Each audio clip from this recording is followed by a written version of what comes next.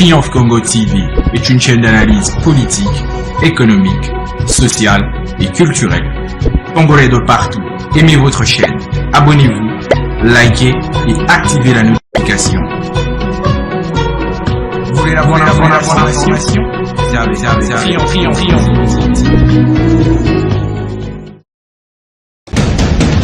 La République démocratique du Congo, c'est le plus grand pays d'Afrique centrale. Un territoire équivalent à plus de 4 fois celui de la France métropolitaine. Fidèles téléspectateurs de Triomphe Congo Télévision, très heureux pour nous de vous savoir encore très nombreux devant vos petits écrans pour nous suivre comme tous les jours. Nous sommes là aujourd'hui pour vous apporter une actualité qui nous provient du Qatar, comme vous le savez. Aujourd'hui, c'était prévu pour que le gouvernement central de la République démocratique du Congo et les M23 FC puissent signer une déclaration des principes par rapport à tout ce qui se passe à l'est de la RDC. Alors aujourd'hui, le gouvernement a pris une décision de signer cette déclaration au Qatar. Votre rédaction va s'entretenir au jour d'aujourd'hui avec l'honorable Thomas Lupata Pata, coordonnateur de députés, membre de l'Union sacrée à l'Assemblée provinciale du Haut-Katanga et aussi un grand cadre de l'UDPS. Nous allons nous entretenir avec ces grands leaders de l'UDPS au niveau de la province du Haut-Katanga. Aimables téléspectateurs, vous avez l'intérêt de rester avec nous pour suivre toutes les explications de l'honorable Thomas Lupata. Comme d'habitude, fidèles téléspectateurs, je vous demande de vous abonner très massivement sur votre télévision. Nous sommes une télévision en ligne, nous sommes sur toutes les plateformes, nous sommes sur YouTube, nous sommes sur Instagram, sur TikTok, sur la page Facebook, sur WhatsApp et aussi nous sommes sur X, sur l'adresse @Congo Triomphe. Abonnez-vous massivement, likez nos vidéos à plus grande échelle. Laissez toujours les messages, comme j'ai toujours eu l'habitude de vous demander, laissez toujours les messages d'encouragement pour tout le travail que nous sommes en train de faire pour vous apporter toujours l'actualité qui domine notre pays. Comme je viens de vous annoncer, aimables téléspectateurs, au jour d'aujourd'hui, le gouvernement central a signé une déclaration de principe sous la médiation du Qatar et l'œil observateur des États-Unis, une étape clé pour un accord de paix dans les jours à venir. Alors, par rapport à cette actualité, votre rédaction a pu joindre pour vous l'honorable Thomas Lupata Pata, coordonnateur des députés membres de l'Union sacrée à l'Assemblée provinciale du Haut-Katanga et cadre de l'UDPS. Il viendra ici faire une analyse par rapport à cet accord qui a été signé aujourd'hui au Qatar entre le gouvernement central et le M23. Alors, sans plus tarder, aimables téléspectateurs, je vous invite à suivre le duplex réalisé pour vous avec l'honorable Thomas Lupata Pata depuis la ville de Lubumbashi et nous allons nous retrouver tout juste après. Honorable Thomas Lupata, bonjour. Bonjour. Honorable, vous êtes député et membre de l'UDPS, parti au pouvoir. Dites-nous, quelle analyse faites-vous de cet accord qui venait d'être signé au jour d'aujourd'hui, la déclaration de principe entre la RDC et l'AFC, le mouvement rebelle?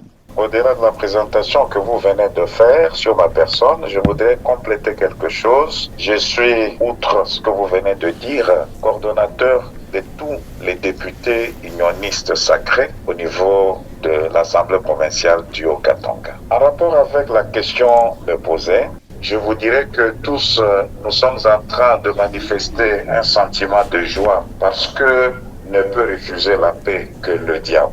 Or, nous ne sommes pas diables et nous ne sommes pas issus de lui. Nous appartenons à Dieu ensemble avec Félix-Antoine Tshisekedi Tshilombo, qui voudrait que le bonheur puisse accompagner ses enfants. Alors, nous devons nous battre dans tous les sens de sorte que nous ayons cette paix-là qui est gage du développement sur l'ensemble de la République démocratique du Congo en tant que pays et sur l'ensemble des nationaux ainsi que des expatriés qui ont choisi la République démocratique du Congo comme leur seconde patrie. Alors, l'accord de paix et de non-agression dont nous avons été signataires avec le Rwanda est quelque chose qui doit mettre fin à un cycle de tragédie, de violence que le pays a connu pendant plus de 3 décennies. il vous souviendra que chaque fois que la partie Est a fait l'objet d'attaques injustes, c'était soit de trêves ou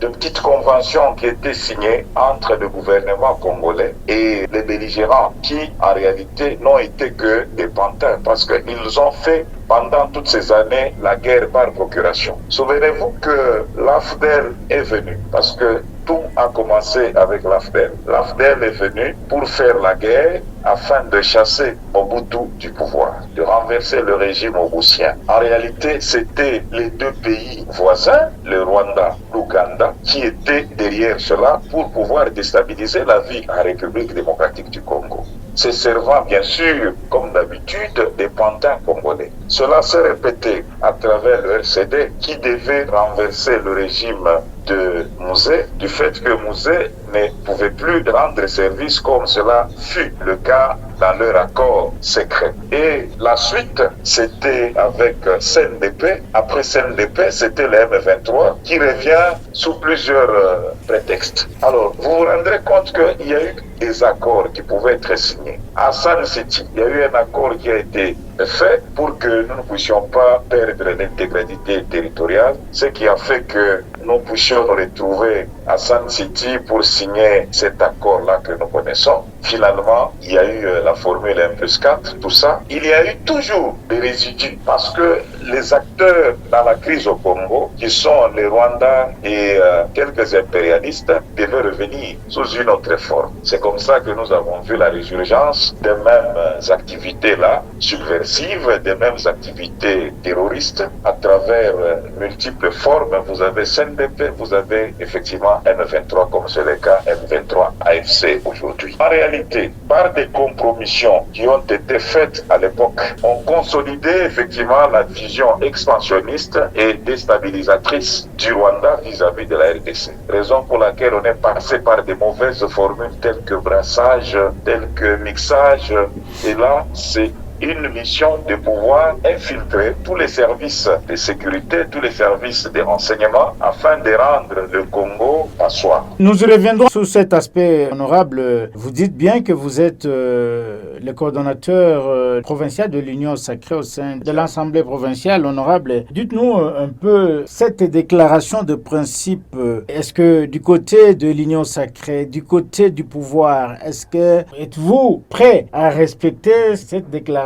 D'autant plus que, en vous entendant parler, vous continuez à qualifier l'autre partie comme des patins. Est-ce que cela ne peut pas vraiment frustrer le comportement de vos signataires? Par rapport au rôle, pantin voudrait dire celui qui agit par procuration. En réalité, ce n'est pas lui le maître, mais le maître, c'est quelqu'un d'autre. Souvenez-vous que depuis longtemps, quand il a été demandé au président de pouvoir négocier par certains hommes politiques, le président disait qu'il ne refuse pas le dialogue. Néanmoins, il voudrait que ce dialogue-là se fasse en direct avec celui qui est maître à penser, l'auteur intellectuel de tout ce qui se passe sur le terrain au niveau de la République démocratique du Congo. Et l'auteur intellectuel, c'était le Rwanda. À travers la signature de cet accord, sous bien entendu la supervision des États-Unis, qui sont une superpuissance incontestable au niveau du monde, nous disons que c'est déjà une grande lueur d'espoir dans la mesure où la guerre qui a sévi chez nous pendant 30 ans et qui a causé des dégâts énormes, incalculables au jour d'aujourd'hui,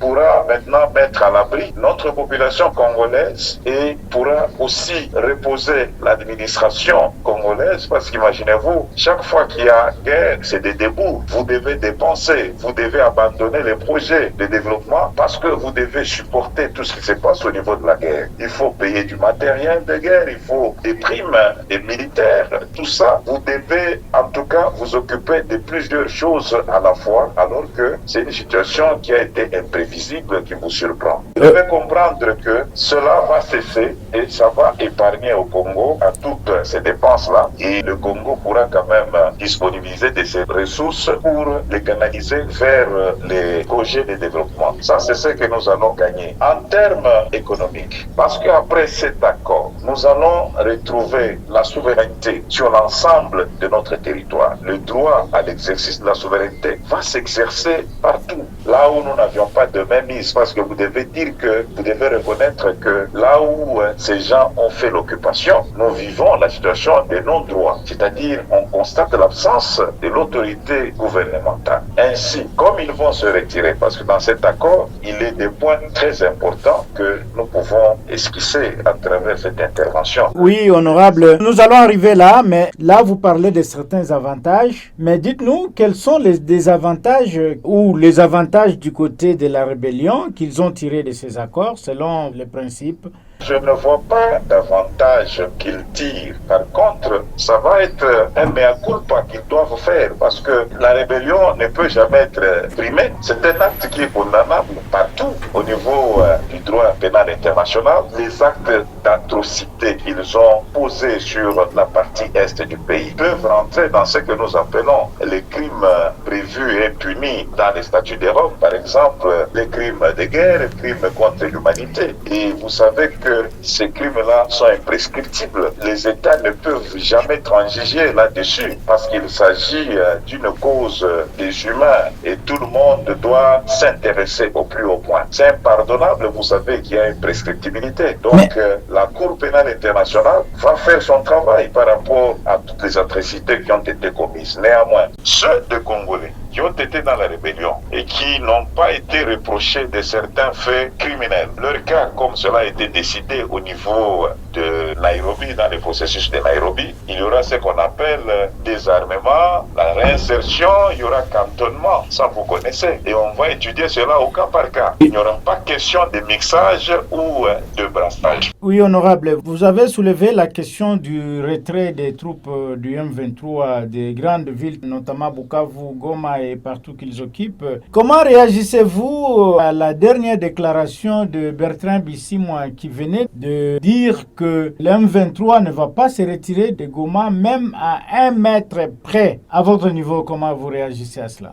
Vous savez que le rêve est un droit naturel. On ne peut pas empêcher à quelqu'un de rêver parce qu'il s'agit d'un droit naturel. Un droit auquel tout le monde peut accéder. Même un fou, il a le droit de rêver. Alors la vérité, c'est que ce qu'il dit là, on verra devant les superpuissances, on verra devant le monde parce qu'aucun individu ne peut être fort vis-à-vis de l'État congolais et aucun individu ne peut être fort vis-à-vis de tout ce qui a eu à être mis sur place comme mécanisme sur le plan international pour pouvoir préserver la paix partout au monde. Ce n'est pas un certain Bertrand Bisimwa qui peut lui braver le monde. Parce que ce qui se passe pour l'acquisition de la paix au niveau de la République démocratique du Congo, c'est quelque chose qui intéresse au plus haut point les nations tout entières au niveau du monde. Alors ce n'est pas sa parole qui pourra faire trembler le monde. On dirait le bruit d'un crapaud devant un bœuf. Qu'est-ce que ça va faire? Est-ce que ça va empêcher au bœuf de pouvoir prendre de l'eau? C'est difficile. C'est son droit de pouvoir effectivement s'élever. Oui, terminons avec cette question, honorable. Là, vous aviez été en pourparlers avec l'opposition armée. Est-ce qu'il y a aussi notre possibilité avec l'opposition politique, notamment, qui est non armée, qui exige un dialogue national? Il n'y a pas de problème par rapport au dialogue proposé par les Congolais, mais la vérité c'est que dans ce pays, on doit reconnaître un principe. Le principe c'est que nous avons choisi la voie de démocratisation et ça aura été pour la 4e fois que le Congo procède à des élections pour élire sur base d'une certaine légitimité ses dirigeants. Donc au jour d'aujourd'hui, en 2025, ceux qui sont aux affaires sont issus des élections de 2023. Donc la voie qui est autorisée constitutionnellement pour accéder aux affaires. Néanmoins, s'il y a des contributions de part et d'autre, parce que c'est ça même le rôle de l'opposition qui est bien défini dans notre constitution à travers l'article 8. Ils sont là, ils doivent participer bien sûr à la consolidation de ce qui est fait. Ils doivent servir de garde-fou. Si effectivement dans les quelques actes posés par le gouverneur ou le gouvernement, il y a quelques dérapage. Oui, l'opposition jouera son rôle d'avertisseur. Il n'y a pas de problème. Donc, c'est pour nous aider par rapport à une bonne gouvernance au niveau de la République démocratique du Congo. On doit tenir compte de l'existence des institutions légalement établies. Là, il ne faut pas que nous puissions déroger au principe. La politique de main tendue reste celle-là et la preuve, c'est que le président a reçu les opposants et pris de paix ceux qui aiment effectivement le Congo comme leur patrie. C'est le cas d'Adolphe Muzito, c'est le cas de Martin Fayoulou. C'est ceux qui effectivement ont préféré vivre dans ce qu'on appelle camp de la patrie. Et les autres, notamment? C'est passe comme agression sur terrain contre leur pays. Nous les avons vus à l'œuvre et nous les avons vus avec ce souci de ne pas voir leur pays être balkanisé. Alors, il n'en est pas question avec d'autres qui, eux, s'inscrivent dans la logique des pantins, des huissiers, d'agents de ceux qui œuvrent par rapport à la balkanisation de notre pays. Donc ce sera un dialogue sélectif, c'est ce que vous voulez dire? On ne parle pas du dialogue sélectif. Avec les rebelles, le processus est bien défini, c'est celui de Nairobi. Nous ne savons pas revenir. Un rebelle, il s'attend à la démobilisation, au cantonnement. C'est ça. Et ils doivent se retirer du territoire congolais. C'est ça que nous attendons des rebelles. Ils n'auront été que des agents, des simples agents de ceux qui ont voulu la balkanisation de notre pays. C'est ce qui est clair. C'est une guerre par procuration. Oui, honorable Thomas Lupata, avez-vous quelque chose à ajouter que nous n'avons pas abordé dans cet entretien et que vous voulez expliquer au public par rapport à la situation politique ou socio-économique du pays? Je voudrais seulement recommander à tous mes compatriotes qui vont me suivre, nous devons accepter avec toutes les deux mains l'accord qui a été signé, parce que c'est pour le bonheur du peuple congolais. Cet accord vient enfin mettre fin au cycle de violence que nous avons connu pendant 3 décennies. Et à travers la conclusion de cet accord, ce qu'on nous prenait sans contrepartie par les méchants que nous connaissons reviendra au Congo pour le bonheur du peuple congolais. Parce que après cet accord, suivront d'autres accords à caractère économique avec des États souverains par rapport au respect de la souveraineté de chaque État. Nous allons en bonne et due forme signer des accords de type économique afin que les investissements sur le plan économique se fassent sur la partie Est. Et à travers ces investissements-là, les Congolais vont trouver leur gain par rapport à l'emploi qui sera créé dans cet espace de la République démocratique du Congo. À travers l'emploi, comme vous le savez, ils seront anoblis. Ils pourront en tout cas concrétiser leurs rêves de vie, des projets qu'ils auront et tout ça. Des mariages vont se conclure entre des jeunes gens et vous verrez que le développement sur cette partie-là va s'en suivre parce qu'ils vont construire des maisons parce que travailleurs. Et en plus de cela, l'assiette fiscale de l'État pourra s'élargir. Nous aurons des impôts, des taxes. La caisse de l'État sera renflouée et ça va donner les moyens supplémentaires à l'État pour pouvoir effectivement faire face à ses besoins au quotidien. Voilà ce que je pourrais dire. Donc c'est nous qui partons gagnants à travers la conclusion de cet accord parce que la misère finira. L'instabilité de notre population et au niveau de notre pays va disparaître. Et c'est le Congolais qui sera gagnant dans cette affaire. Même nos richesses ne seront plus pillées, nos richesses ne feront plus l'objet de braquages et elles vont profiter finalement parce qu'exploitées localement au niveau de notre pays et ce sera profitable aux Congolais que nous sommes. Voilà, aimables téléspectateurs de Triomphe Congo Télévision, c'était l'honorable Thomas Lupata qui est coordonnateur provincial des députés membres de l'Assemblée provinciale du Haut-Katanga, les députés de l'Union sacrée. Honorable Thomas Lupata, Triomphe Congo Télévision vous dit merci. C'est plutôt moi qui vous remercie pour m'avoir associé à ce partage. Fidèles téléspectateurs, vous avez très bien compris cette analyse de l'honorable Thomas Lupata. Et tous les Congolais espèrent que cette déclaration de principe que la RDC vient de signer avec le M23 AFC va aboutir à une paix durable à l'est de la République démocratique du Congo. Alors, nous demandons à Dieu de s'impliquer aussi par rapport à cet accord qui vient d'être signé au Qatar. Je suis très heureux de vous présenter cette émission, aimables téléspectateurs. Je vous retrouve la semaine prochaine avec un autre sujet d'actualité en République démocratique du Congo et surtout ici sur Triomphe Congo Télévision. À très bientôt. Triomphe Congo TV est une chaîne d'analyse politique, économique, sociale et culturelle. Congolais de partout, aimez votre chaîne, abonnez-vous, likez et activez la notification. Vous voulez la bonne information, c'est avec Triomphing.